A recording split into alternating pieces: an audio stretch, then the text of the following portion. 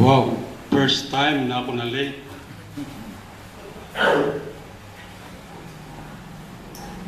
Okay. Ang pagkakahulog ba natin sa kasalanan ay prescribed by God?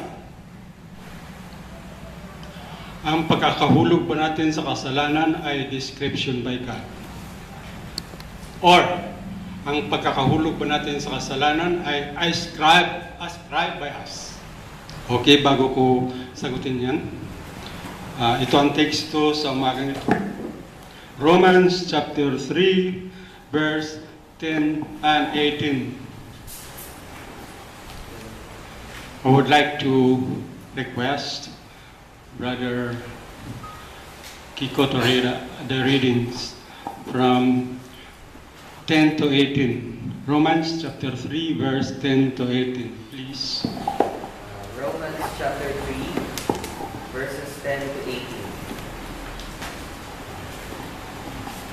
As it is written, there is no one righteous, not even one. There is no one who understands, no one who seeks God. All have turned away, they have together become worthless. There is no one who does good, not even one. Their throats are open graves, their tongues practice deceit. The poison of vipers is on their lips. Their mouths are full of cursing and bitterness. Their feet are swift to shed blood. Ruin and misery mark their ways, and the way of peace they do not know. There is no fear of God before their eyes. Okay. May the Lord bless the reading of the scripture. As what you hear, binanggit po dito na no one is righteous. Ang sumulat po dito ay sa Apostle Pablo, and he uses this Old Testament references to show that humanity in general is in its present sinful condition and is unacceptable before God. Liwanag mga kapatid na ang sangkatauhan in general sa pangkalatan ay in a present sinful condition na hindi to katanggap-tanggap ng Diyos. But in spite of our fallen condition, God pours out His love and patience.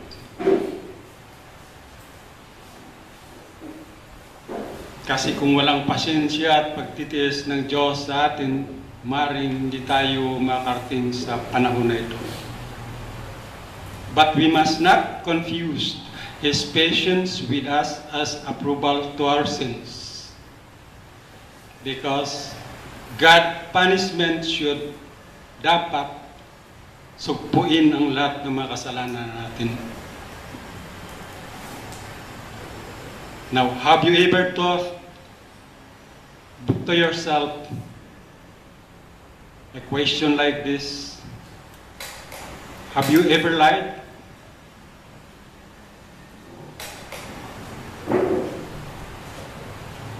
Well, I'm not too bad. And as we look at these verses, we see, look at these verses, and then if any one of these verses apply to you, yun na.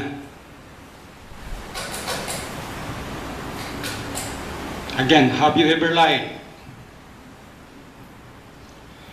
Hindi ako plastic na tao.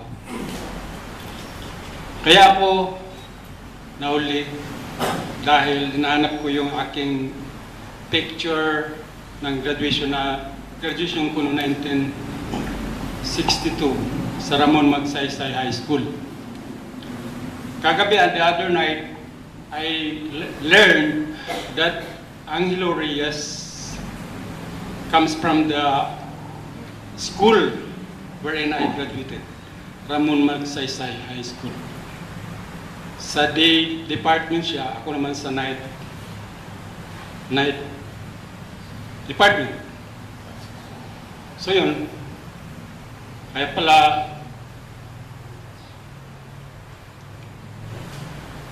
Noong nakaraang taon, bumisita ako sa school. Malaki ang pinagbabago. Dahil itong picture na ito ay nung luma pang school. Along Espanya.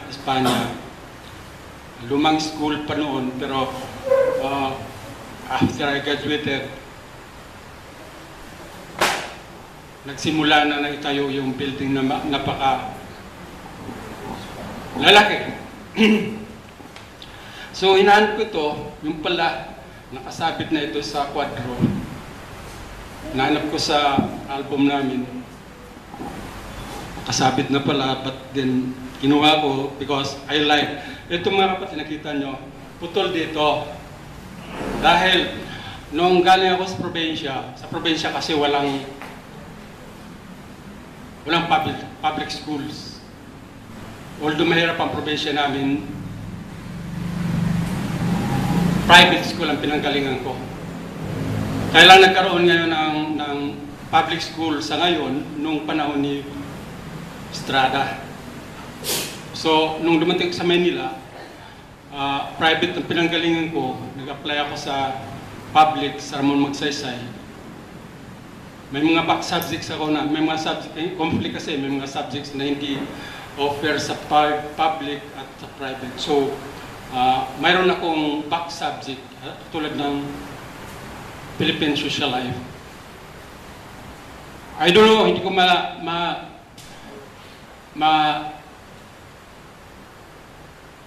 hindi ko matandaan na kung na-meet ko si Angelo Reyes. But then, that time, pareho din kaming year na nag-graduate. Pinutol ko dahil I lied. Diba sabi ko, have you ever lied? Hindi ko galing ako sa private school.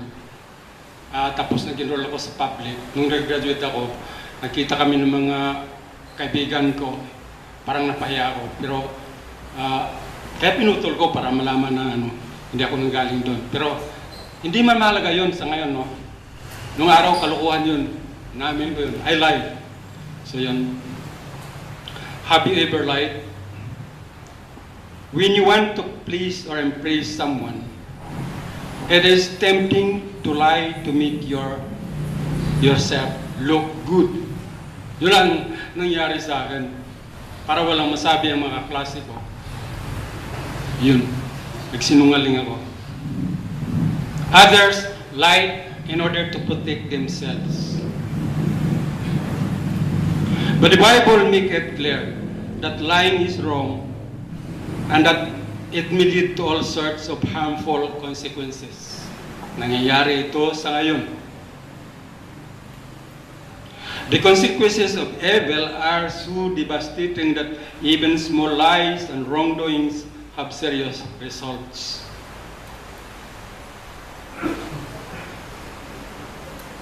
Ito maliit lang na lie, pero hinahanap rin nila, saan ka nagtapos pa?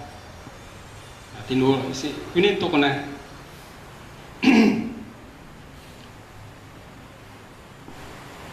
Yet, some try to cover up yung mga maling gawain. They try to cover up. Even by doing so, malaman natin it create more costly. Kasi ang maigi sana kung tayo yung nagkakamali, rather, sabihin ang totoo. Rather than denying, why not admit it honestly? Ngayon ko lang inamin, mga kapatid. Ang solusyon dito, mga kapatid, rather than compound an error na ilihim natin, pakuran natin yan para walang makaalam. Rather than compound an error through defensiveness, bakit hindi natin magawang hanapin yung kapatawaran? Kapatawaran at reconciliation. Dahil pag ginawa natin to, it saves a lot of pain and trouble.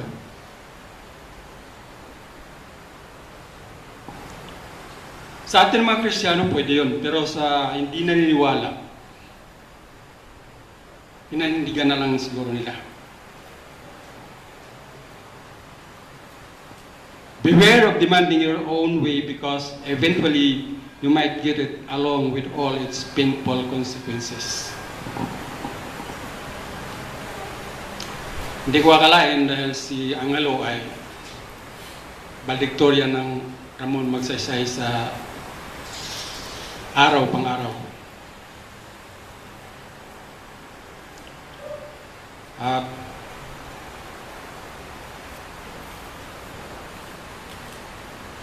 saludo ako sa kanya.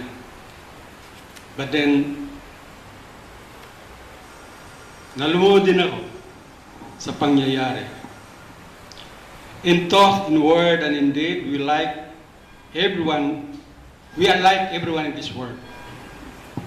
Aminin na natin yan. In thought, in word, and in deed, pari-pareho tayo. Sabi nga dun sa binasa ni Brother ko, no one is righteous.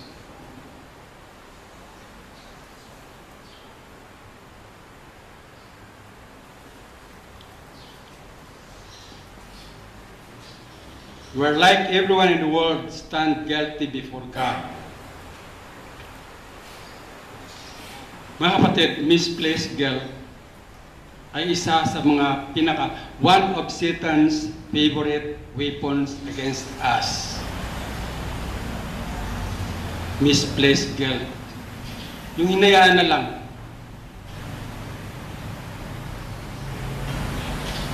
We must remember mga kapatid, who we are in the sight of God.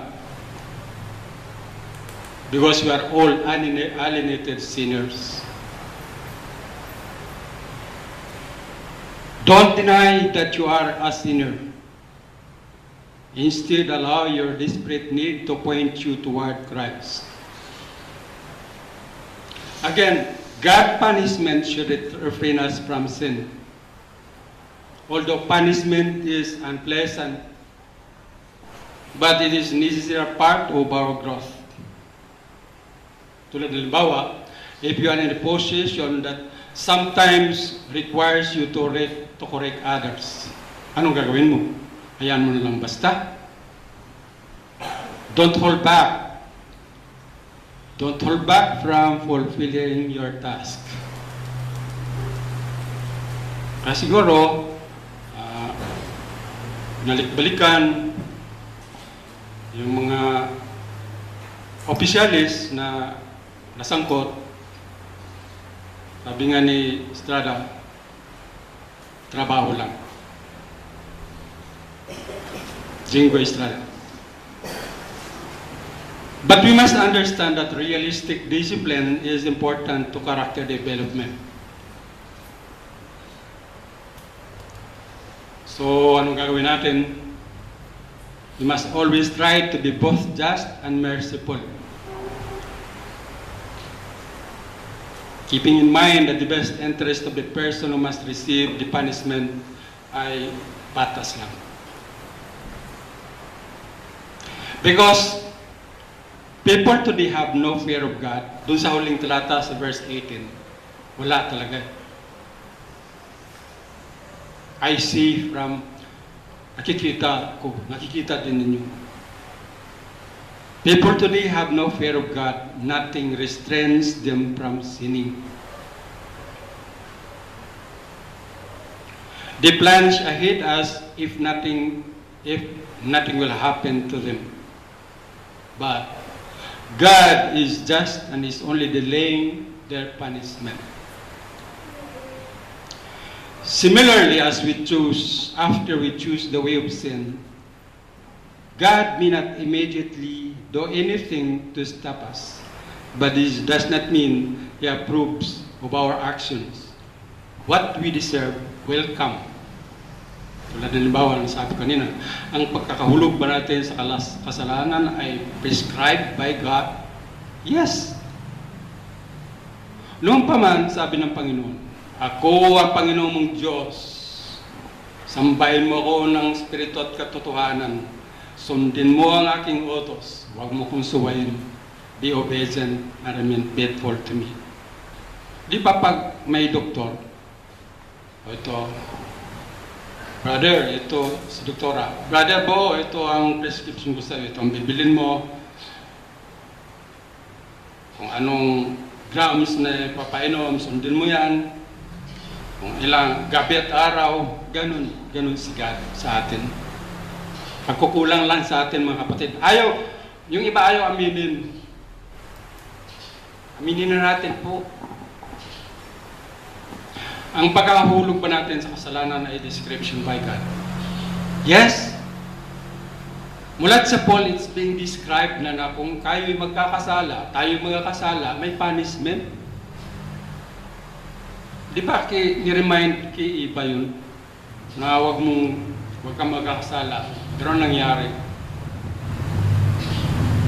May description.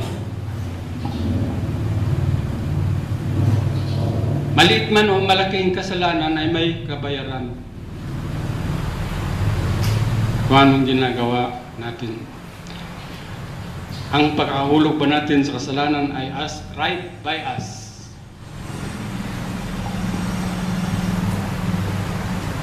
Yes.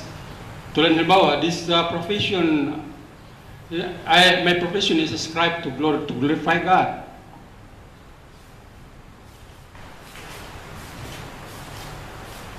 Ascribed means implies responsibility that may reasonably be regarded as an error to carelessness. Pinayagan po natin yan. Kaya ganyan nangyayari.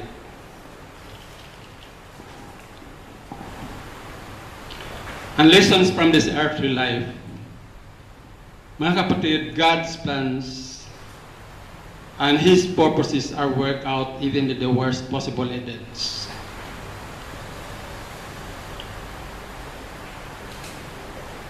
We should be honest in our private dealings as well as in our public statements. In either situation, we give false testimony by leaving something out of a story, telling half-truth, twisting the fact, or inventing falsehood. Yun ang mga nangyari sa Senado. God warns against deception, even though deception is a way of life for many people. Para sa atin, mga kapatid,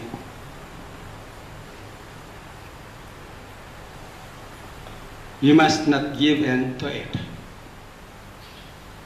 Because we are responsible before God for our actions. Even if we are not caught in this life, we will still have to face God, and our sins won't go unnoticed. Don't you know that God examines each and every one of us? Sinusubukan tayo. He tried ourselves, Daniel. He tried our patience. Kung paano ba tayo maging matiisin. God tried our humility. Yung kababaang loob natin. God tried our temper by insulting our intelligence. Akalam ko si Angelo ay mabait na tao. Tingwa akalain na gano'n nasangkot siya. May kababaang loob siya. Makikita mo naman dun sa reaksyon sa pagmamahal sa magulang.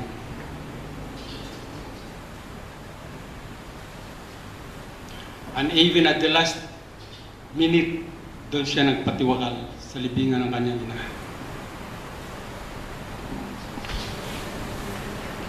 No matter how well we perform or how much we achieve compared to others, none of us can boast of goodness when compared to God's standard. So wala tayong pagbayabangan, ha? Equal po tayo. Ay yung aking pagkakamali. I lied. Pero nagsorry naman po ako sa Panginoon. Sa akin lang parang, kasi galing ka nga sa probinsya, private, tapos inaasahan mga klase ko, private din yung papasukan ko. Hindi nila akalain na nag-self-supporting na ako nun. So I lied. Pagin dito nakatala eh, Ramon Magsaysay, Batch, taken July 1962, class 107.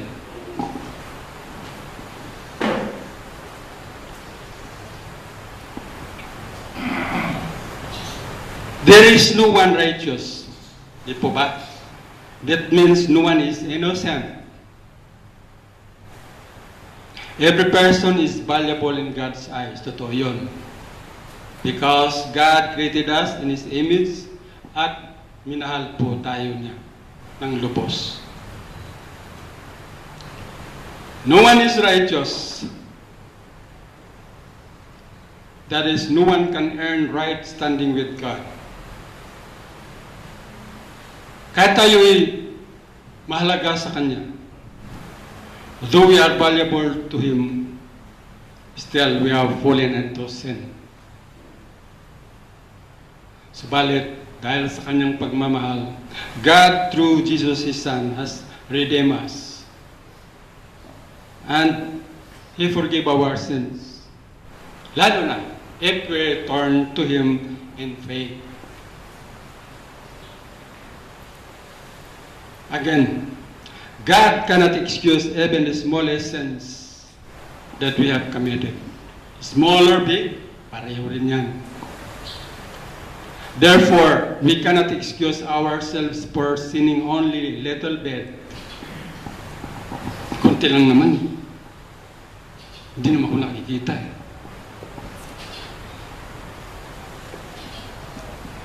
Kunting bula lang naman. As we grow spiritually, our sensitivity to sin increases. Totoo yun. As we grow spiritually, our sensitivity to sin increases. And what is your reaction? Ano bang reaction ninyo to sin in your life? Pag kayo nagkakasala, ano bang reaction nyo? Are you insensitive? Ano ba ibig sabihin ng insensitive? Di maramdaman ang hiya? Are you unconcerned pag ikaw nagkasala para wala kang pakialam sa mga pangyayari? Nakasangkot ka doon. Or are you disappointed? Well, yun ang pinakamabigat. Disappointed, kaya nga hindi niya nakayanan.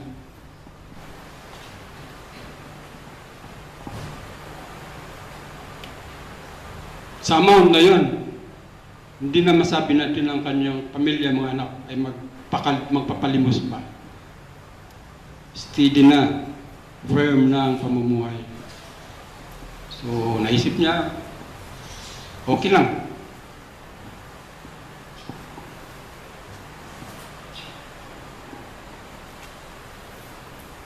Human feelings towards people being caught up by wrongdoings. Ito ganito.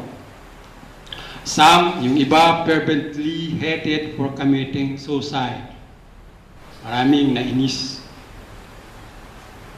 Others have pitied him for not realizing what he was doing. Yung iba, nalungkot, naawa.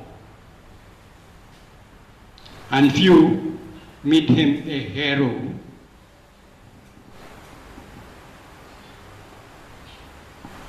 Reputasyon ay nasira.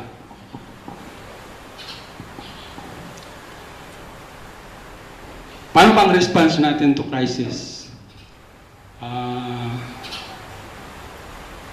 Naturally, yung ano talaga, fair. Yun ang unang response natin sa pangyayari. Takot. Ang kanyang puso ay puno ng sindak at pangamba. Kahit na matapang siya, wala din.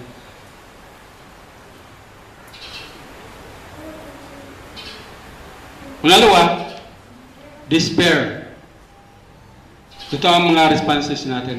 Fear, despair ano ba? Ang kawalan ng pag-asa ay isang kilabot na kalagayan ng kaluluwa ng isang tao. Dismayado ka na. Pangatlo, winning. W-H-I-N-I-N-G. Ano ibig sabihin nun? Tulad bagang aso, umuungol. Ganon ang tao.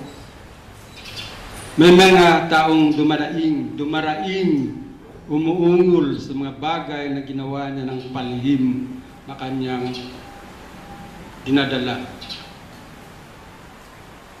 Mari, hindi sila makatulog.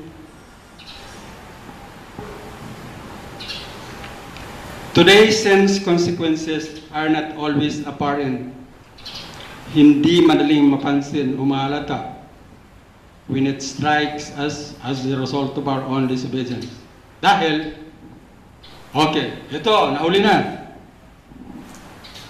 Kinulong. Piyansa dito, kalabas. O yung akala natin, nakulong na, pero yung nakakalabas pala. Apparent. It's not always apparent. How much harm can we do to ourselves? Ito ang sinabi natin pa yung si Kesto. The worst thing we can do is yung pag-ayaw sa katotohanan, sa Panginoon Diyos, to reject God. Dahil pag nag-reject tayo, mawawalan po tayo ng eternal future.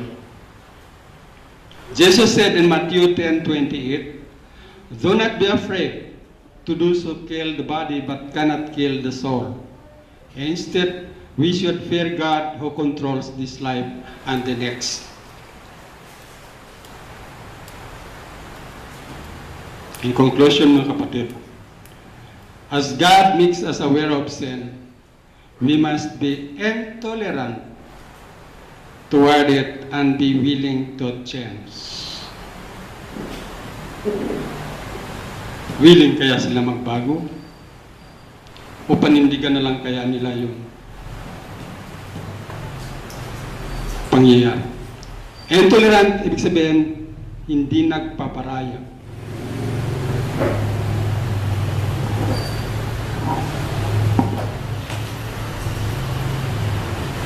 Naway,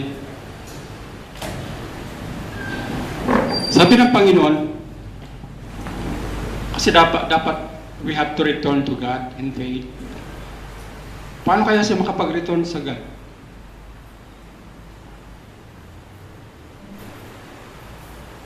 His spirit cannot return to God. Ano?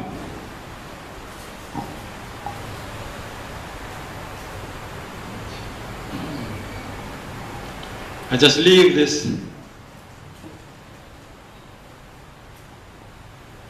lessons to you and sana ay may natutuhan po tayo. As Christians, manindigan po tayo sa katotohanan. Awa lang po kasi ako. At yun naman ay wala akong magawa.